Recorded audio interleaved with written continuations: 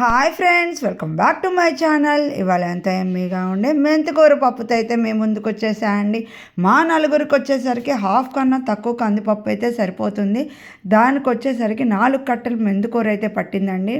దాన్ని మంచిగా కట్ చేసుకొని వాష్ చేసుకొని 2 టమాటోస్, హాఫ్ ఆనియన్, 4 చిల్లీస్ ఇవి కూడా మంచిగా వాష్ చేసి కట్ చేసుకొని అన్నీ కుక్కర్లో అయితే పెట్టేశానండి.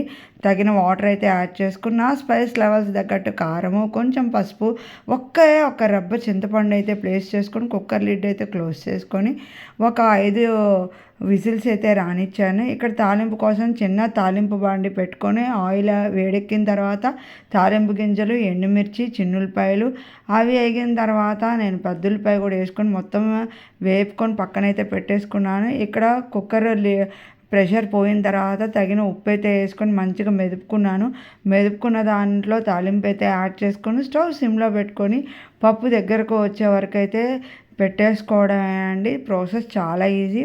వీక్లీ వన్స్ అయినా ఆకుకూర తినడం అనేది మా ఇంట్లో మ్యాండేటరీ. చూడండి, పప్పు దగ్గరకు అయితే పడిపోయింది. ఇట్లా సర్వింగ్ బౌల్లో అయితే తీసుకొని సర్వ్ చేసుకున్నాం. ఇలాంటి వీడియోస్ కావాలంటే ప్లీజ్ సబ్స్క్రైబ్.